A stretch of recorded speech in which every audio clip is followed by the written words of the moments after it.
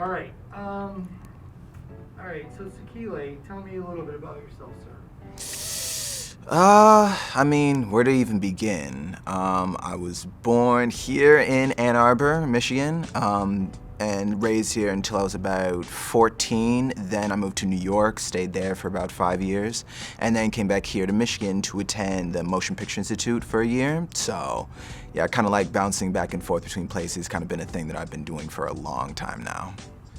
The reason why I wanted to go to the Motion Picture Institute was mainly because just from like the description and just like what I've seen from it and what I've heard from other students, it's very hands-on. Like very, and like I'm a very hands-on person. Like I try and like do my best to like, listen when like being instructed with stuff, but like actually doing something, like physically doing it, that's how I process stuff a lot better.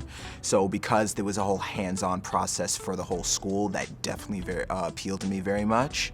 And they just like cover pretty much all the bases, like both, like in terms of filmmaking, they cover both like the creative aspects and the technical aspects. So even if you might be like, even if you might lean towards one area in particular, you're still gonna learn like the full Monty of like, filmmaking.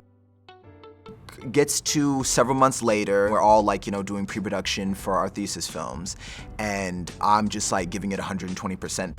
At the time, directly before we started, it really seemed like I was actually going somewhere because I managed to cast all the actors that I needed for the shoot that I wanted for the script. I managed to get an entire crew that I needed, so like not just be like, a camera person or an assistant director, but like also a camera assistant, a sound person, just like everything I needed was right there. And I just had like, I managed to schedule it just perfectly. We were able to do it over the course of an entire week, or a 3-day weekend. So just everything was just seemingly falling perfectly into place, and I was just like riding that high as much as I could.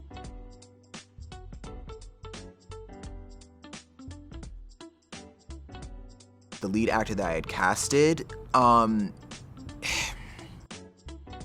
looking back, there were signs because I was like, so in focus with like, I pretty much had tunnel vision almost, right? Because I was so focused on this particular goal. I also didn't stop to think about some of the other aspects that were kind of in my face at the time. So like my lead actor, for example, so there was at one point where I tried to schedule like, an impromptu table read, but it wasn't like with all the actors, right? Because there was at least one actor that I hadn't casted yet, but I decided, you know what? I'll take all the actors I do have right now and I'll do an impromptu table read, which is the actor I have right now.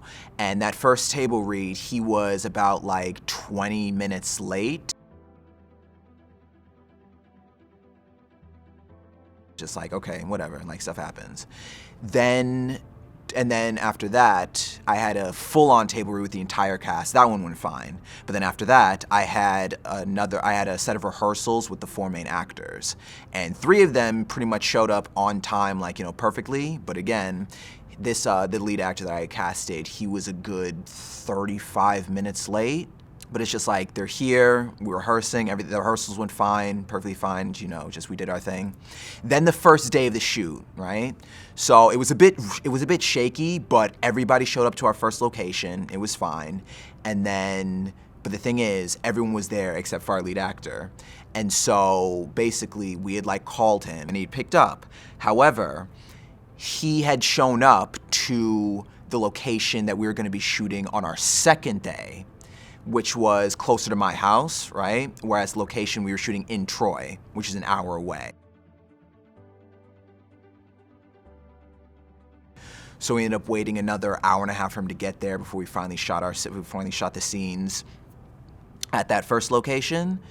And then we went to our second location, but after that like little hiccup, it's just the rest of the shoot actually went really smoothly for our first day.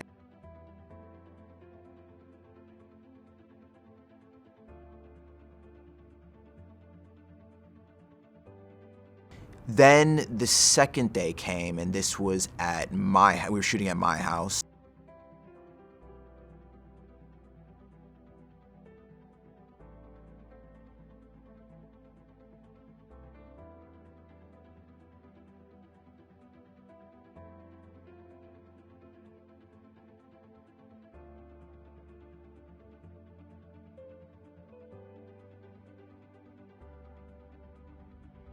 And half an hour later, after everyone's shown up, our lead actor's still not there.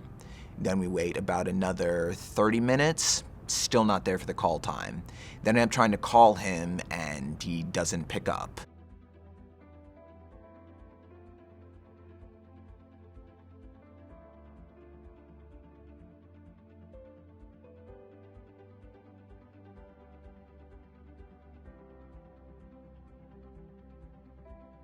So we tried to shoot like around the fact that he wasn't there, and it wasn't too bad, but it's like, the problem is like he's not just the lead actor, he's in every single scene in the film. So like if he's not there, it just creates a giant, pretty much shows a wrench in the process. So then about 2 weeks after the initial shoot, I talked to another person that attends the night class at MPI, and like he heard about my situation. He said like, I might be able to like, give you a hand with that.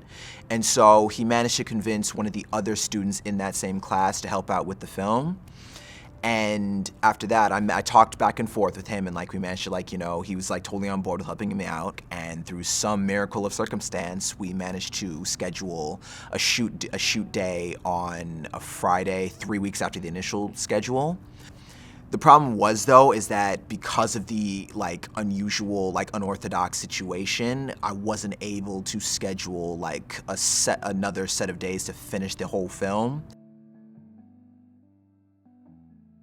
So everything we had reshot on that on that next day, that was pretty much I took that and rolled with it and pretty much turned that into my full thesis.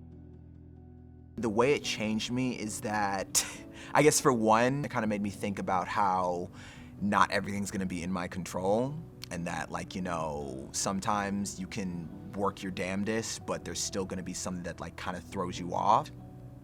One of the major things that I really had to like, come to terms with is just that I couldn't let that circumstance be the hill that I died on.